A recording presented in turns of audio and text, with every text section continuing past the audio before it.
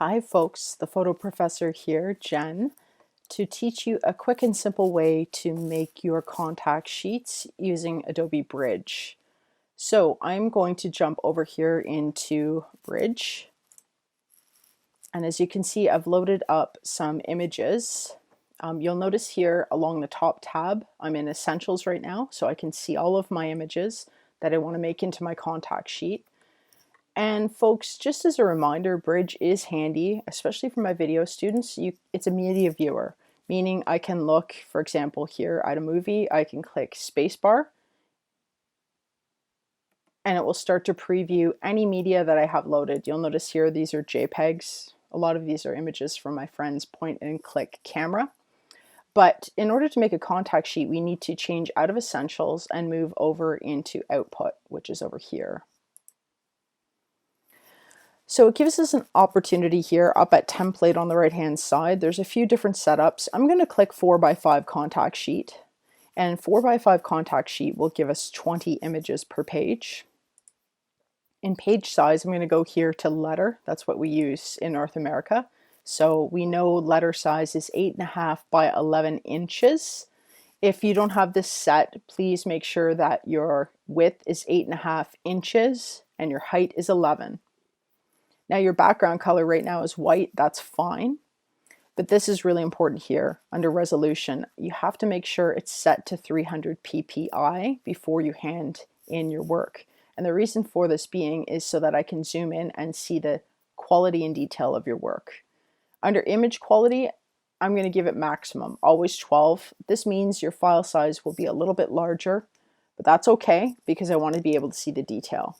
And then thumbnail placement. All this means is as I drag my images in, it's going to place them across first by row. Okay, so it's going to start in the top left here and build down. All right, file name, font, you can get fancy, you can change it to whatever you want. I'm going to stick with Arial 12 point because it's easy to read. And what I need to do is, you can see my images are down here. I can change my view lower. Okay, so you can view as thumbnails, you can do grids, you can do details. Right now I have it on thumbnail. And you can actually drag this area up so we can see more of our content.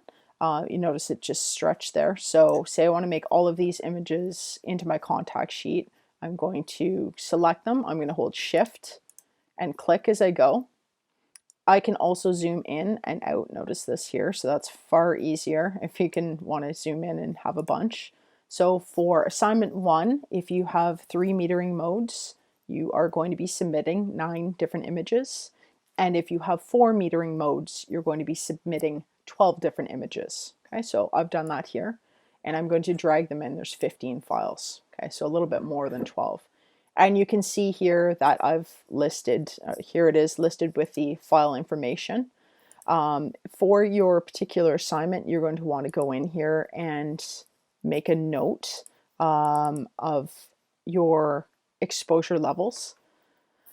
And then we are going to export to PDF, which is right down here at the bottom. So you don't need a watermark, any of these other options here, your header and footer. You might want to include your text. It could be your name and your student number. And then you are going to go to export to PDF. Make sure you name it. So for example, this particular one, make sure you check the assignment details, but it's probably last name underscore A1, something like that. So my particular name, Bedford, Jennifer. Again, check the details. We're going to save that. As you can see, it's working here. And here it is. Here's my contact sheet. So I can use my zoom tools here. And all I'm doing is clicking Option here, folks, so I can zoom out. So Option, click. And alternatively, if I just click, it's going to zoom in. So Option, click to zoom out. And make sure you check your naming convention for assignment 1. That's important. And then you hand that in on the assignment folder on DC Connect. Awesome. So there's a quick and simple tutorial for you to help you be successful for assignment 1. If you have any questions, feel free to drop me a line, jennifer.bedford@durhamcollege.ca, and we'll see you in the next one.